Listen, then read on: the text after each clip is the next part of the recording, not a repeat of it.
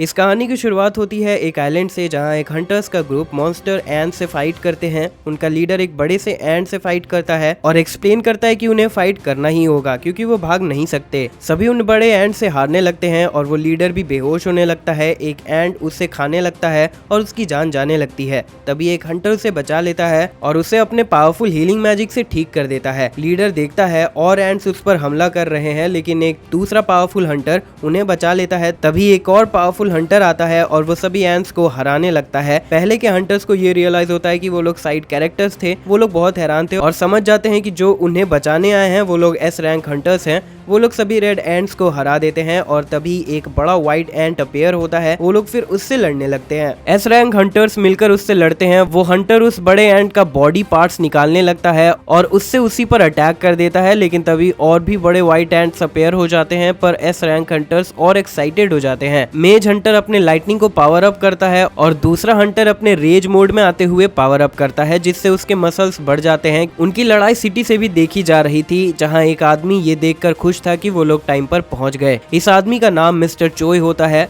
जो सिटी में उन एंट्स के खिलाफ खड़ा होता है। फ्लेम्स की मदद से वो सभी रेड एंट्स को जला देता है। व्हाइट एंट्स आगे बढ़ते हैं। मिस्टर चोय अपने टीम को उन एंट्स से लड़ने के लिए ऑर्डर देता है। तभी ये रिवील होता है कि 10 साल पहले पोर्टल्स जो दूसरे डिमेंशन से कनेक्ट होते हैं वो वर्ल्ड में अपीयर होने लगे, जिससे बहुत से मॉन्स्टर्स बाहर आने लगे और उनसे सिर्फ वही लड़ सकते हैं जिनके पास स्पेशल अवेकेंड एबिलिटीज हो, और इन लोगों को हंटर्स कहा जाता है। हंटर्स के मैजिकल पावर के बेसिस पर हंटर्स का रैंक क्लासिफाई होता है। एस सबसे टॉप रैंक होता है और ई सबसे लो रैंक होता है। हंटर्स के साथ प्रॉब्लम ये होती है कि इनकी एबिलिटी अवेकन होने के बाद डेवलप नहीं होती है, भले ही वो कितनी भी कोशिश कर ले। एंड्स के हमले के बाद 3 साल बीत जाते हैं। सिटी में एक कंस्ट्रक्शन साइट पर एक ग्रुप रेड करने के लिए तैयारी करते हैं। वहाँ किम अपनी कॉफी लेता है। तभी बैक उसके पास आता है। दोनों बात करते हैं कि वो लोग बहुत पैसा कमाएंगे अगर उनका ये मिशन सक्सेसफुल रहा तो। फाइनली हमारा प्रोटैगनिस्ट आ जाता है और उसका नाम जिनवू होता है। सभी उसे पहचान लेते हैं और हेलो करते हैं। बैक किम से पूछता है सभी उसे पहचानते हैं क्या वो बहुत पावरफुल है। किम बताता है जिनवू ठीक इसके उल्टा होने के लिए फेमस है। उसने अभी ही ज्वाइन किया है और उसे निकनेम मिल चुका है वीकेस्ट हंटर होने का। वो एक ई रैंक डंजन में भी इंजर्ड हो जाता है और उसे हॉस्पिटल जाना पड़ता है। अगर जिनवू यहाँ आया है इसका मतलब जिस मिशन में हम जा रहे हैं वो आसान होगा। वो लोग जिनवू से दूर बात कर रहे थे, लेकिन जिनवू उनकी सारी बातें सुन लेता है और वो उसके कहे एक भी बात को डिनाई नहीं कर सकता था। तभी एक लड़की जूही आती है। वो ये देखकर गुस्सा थी कि जिनवू फिर से इंजर्ड हो गया था। ई रैंक मिशन के दौरान सिर्फ वही इंजर्ड हुआ था और उनके पास हीलर भी नहीं थे, क्योंकि उन्हें लगा था कि मिशन इतना आसान होगा कि किसी को भी चोट नहीं लगेगी। जूही उसके टीम पर गुस्सा करने लगती है, पर जिनवू मान चुका था कि वो बहुत ज्यादा कमजोर है और उसे इसकी आदत भी हो चुकी है। लेकिन अब उस पे दया दिखाने का समय रहा नहीं।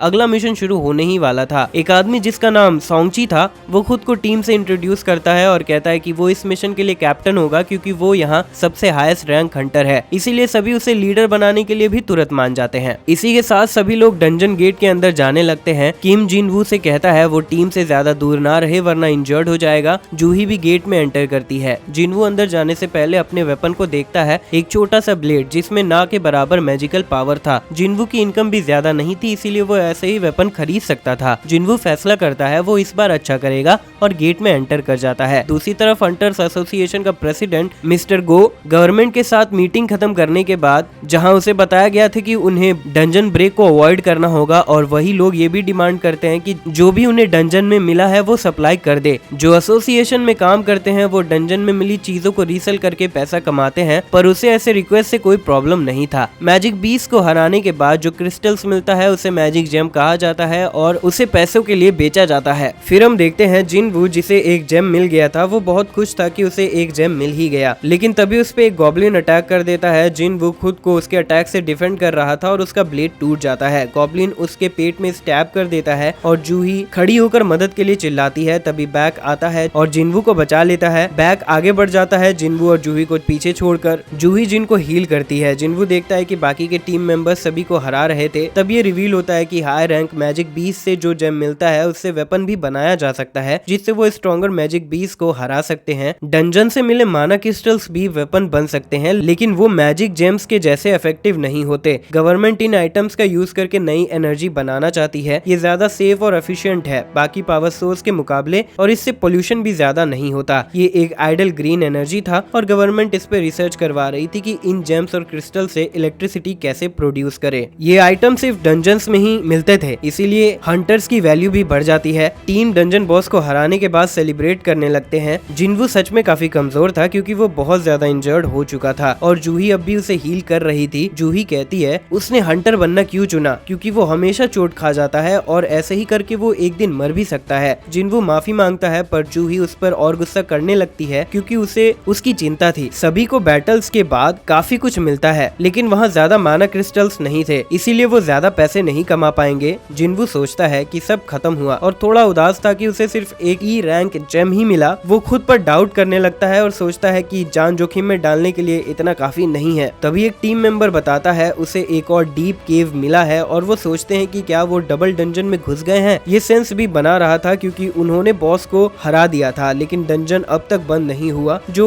हो जाना चाहिए था। सभी एक्साइटेड हो जाते हैं पर मिस्टर सॉन्ग एक्सप्लेन करता है कि ऐसे सिचुएशन में उन्हें हंटर एसोसिएशन को रिपोर्ट करना चाहिए और ऑर्डर्स का वेट करना चाहिए। सभी ये कहने लगते हैं कि वो ये चांस मिस कर जाएंगे, उन्हें वहाँ और वैल्यूएबल चीज मिल सकती है। वो ये भी कहते हैं कि ये डी रैंक डंजन है तो यहाँ ज्यादा खतरा नहीं होगा। किम बताता है कि बैक की वाइफ को दूसरा बच्चा होने वाला है इसीलिए उन्हें और पैसे की जरूरत होगी। मिस्टर सॉन्ग अनएक्सप्लोर्ड एरिया के खतरों के बारे में सोचता है इसीलिए वो लोग वोट करते हैं जो टाई रहता है और लास्ट वोटर जिन्वू बचता है। सभी उसके वोट का वेट कर रहे थे। जिन्वू सोचता है एक ई रैंक डंजन भी उसके लिए खतरा साबित होता है लेकिन उसका फादर मिसिंग है और उसके फैमिली में सिर्फ वही है जो पैसा कमा सकता है। उसकी बहन कॉलेज जाती है तो वो उसकी तरह स्टूपिड नहीं होगी और उसकी माँ के हॉस्पिटल बिल्स भी होते हैं। जिन्वू को पैसों की बहुत जरूरत थी इसीलिए वो जाने के लिए वोट करता है। दूसरी तरफ सिटी में एक लड़के से कहा जाता है एक ब्लैक बॉल पर हाथ रखने के लिए। वहीं पर एक लड़की कंप्यूटर रन कर रही थी और एक लड़की दूसरों को बुलाती है। तब पता चलता है कि ये लोग अपना टेस्ट करवा रहे थे कि वो लोग कितने स्ट्रॉन्ग है जिस पर उन्हें रैंक मिलेगा। ये जगह नए हंटर्स को रिक्रूट करने के लिए बहुत सही थी। एक आदमी मिस्टर चोई को बताता है कि उसने एक बी रैंक हंटर को साइन किया और 2 सी रैंक हंटर्स को भी। मिस्टर चोई खुश था और बताता है कि वो चाहता है कि जिसके पास टैलेंट है उसे खुद को ज्वाइन करवाए, एज और जेंडर बिना देखे। वो सभी बेस्ट हंटर्स को रिक्रूट करना चाहता है लेकिन वो श्योर था कि उसके पास सबसे स्ट्रॉन्गेस्ट हंटर है जिसका नाम चाही है। दूसरी तरफ कुछ चोर पर्स चुराकर भाग रहे थे और रास्ते में एक लड़की को मारकर जाना चाह रहे थे। वो लड़की उनसे पर्स ले लेती है और वो कोई भी एक्सप्रेशन शो नहीं करती है जैसे उसके लिए ये सब नॉर्मल था। ये लड़की चाही थी और सभी उस फेमस एस रैंक हंटर को देखकर बहुत खुश हो जाते हैं। वो एक सेलिब्रिटी थी लेकिन वो ये सब हैंडल नहीं कर पाती थी। वो सभी को इग्नोर करते हुए वहाँ से चली जाती है। डंजन में मिस्टर सॉन्ग एक्सप्लेन करता है कि पोर्टल का गेट बॉस के हारने के 1 घंटे बाद बंद हो जाता है और वो इस केव में पिछले 40 मिनट से वॉक कर रहे हैं। जिन्वू जूही से माफी मांगता है कि उसके वोट की वजह से उसे भी यहाँ आना पड़ा, पर जूही इस बात पर गुस्सा थी कि उसे अपने लाइफ के बारे में चिंता क्यों नहीं है। अगर उसे थोड़े और ऊपर स्टैब किया गया होता तो वो जिंदा नहीं बचता और तो और वो उसे बहुत मुश्किल से हील कर पाई। जिन्वू रियलाइज करता है कि वो बी रैंक हीलर जूही की वजह से ही सरवाइव कर पाया। जिन्वू उससे माफी मांगने लगता है। जूही कहती है वो माफी मांगने के लिए उसे खाना खिला सकता है। जिन्वू कंफ्यूज हो जाता है। उनकी बातचीत ज्यादा देर नहीं हो पाती क्योंकि टीम को बॉस का रूम मिल जाता है। ऐसे डोर वाले रूम का मिलना बहुत रेयर होता है इसीलिए कुछ गड़बड़ लग रहा था। किम खाली हाथ वापस नहीं जाना चाहता था इसीलिए वो अंदर जाने के लिए डिटरमाइंड था और बाकी लोग भी उसके पीछे जाने लगते हैं। सिटी में कुछ हंटर्स का ग्रुप एक प्रेजेंटेशन देख रहे थे प्रेसिडेंट गू का, जो एक्सप्लेन कर रहा था कि पोर्टल 10 साल से एग्जिस्ट कर रहे हैं और डंजन के बहुत से रहस्यों को सुलझाया नहीं गया है। हंटर होना एक खतरनाक काम है इसीलिए